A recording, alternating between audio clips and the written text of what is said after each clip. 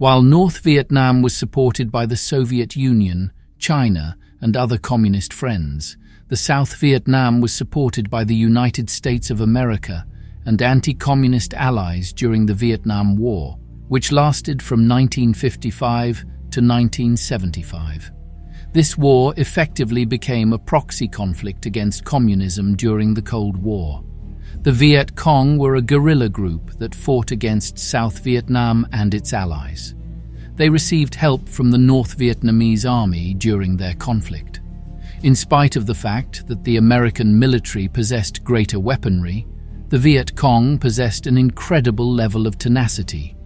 Furthermore, they were experts in utilizing their surroundings to set booby traps, which hindered the capacity of the United States to pursue them as they were retreating.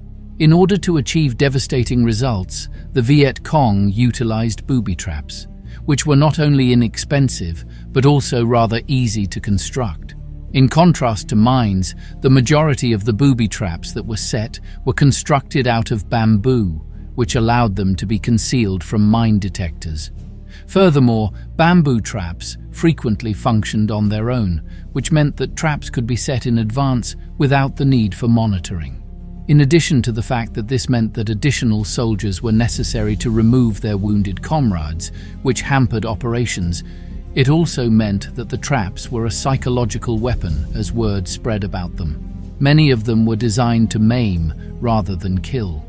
It is believed that during the Vietnam War, booby traps and mines were responsible for around 12% of the deaths and 15% of the wounds that occurred among American forces. Here are 8 of the most dangerous traps. Pungi sticks. As the most notorious of the booby traps that were utilized, Pungi sticks were claimed to be responsible for 2% of all wounds sustained by American forces. The majority of them were made of bamboo, although occasionally they were made of metal. They came in a variety of lengths and widths, and they had a basic spike that was sharpened on one end to impale their victim. There were instances in which the sticks were covered with urine, dung, or plant poison in order to make them more infectious.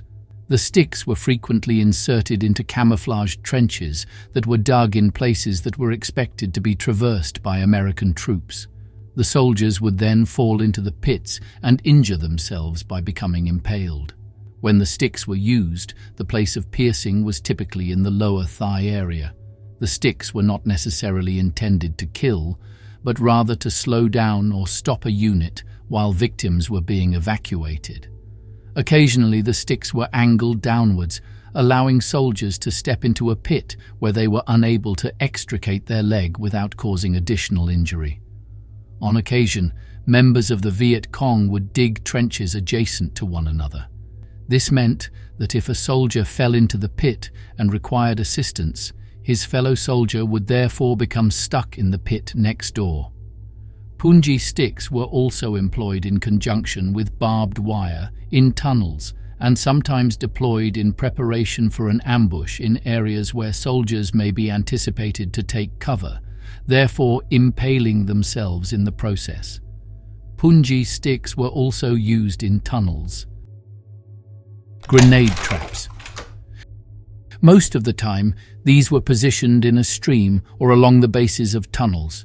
One end of a string was fastened to a stake that was protruding from the ground, and the other end of the rope was fastened to the safety pin that was contained within the grenade.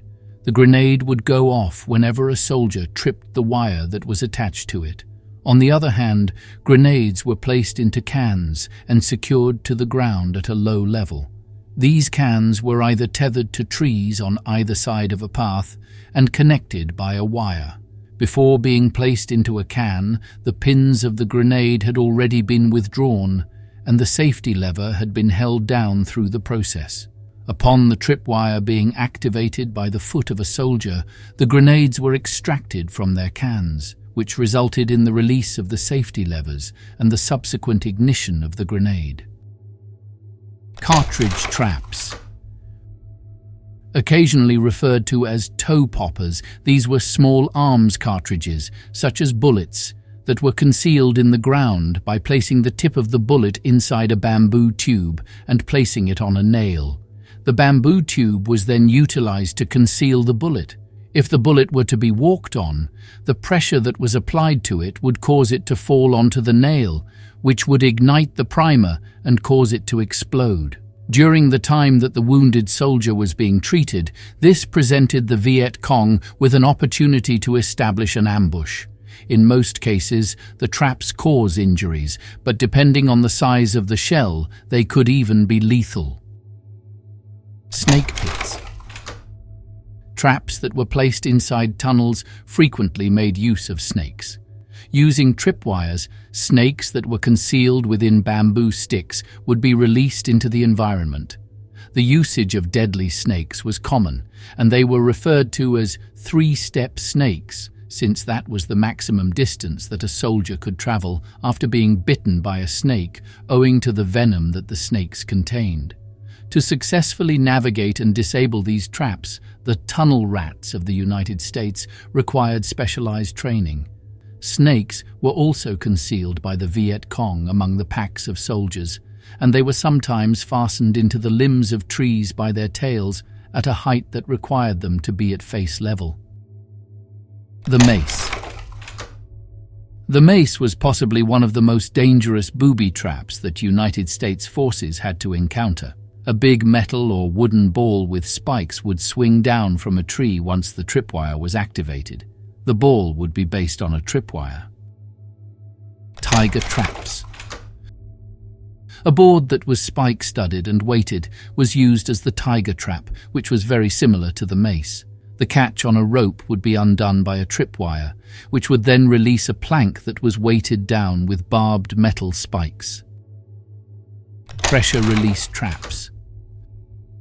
Not only did the Vietkong quickly learn how to booby-trap goods that were of military significance, but they also learnt how to booby-trap artifacts along the lines of flags and other war souvenirs. Not only did the North Vietnamese Army, NVA, and the Vietkong enjoy flying flags, but they were also aware that the United States military enjoyed capturing them as they were forced to leave a site. They frequently rigged the flags with explosives, so that as the US troops began to pull down the flag, the booby trap would go off. Additionally, the Vietkong frequently utilized secondary booby traps. This meant that as soldiers rushed in to assist their injured friends, a delayed secondary charge would go off automatically. Bamboo whip. Following the placement of spikes over a long bamboo pole, the pole was then drawn back into an arc by means of a catch that was attached to a tripwire. When the wire was tripped, the bamboo pole snapped back into the straight position, causing the soldier who had triggered the tripwire to be impaled by the pole. We hope you liked this video. Watch another video here.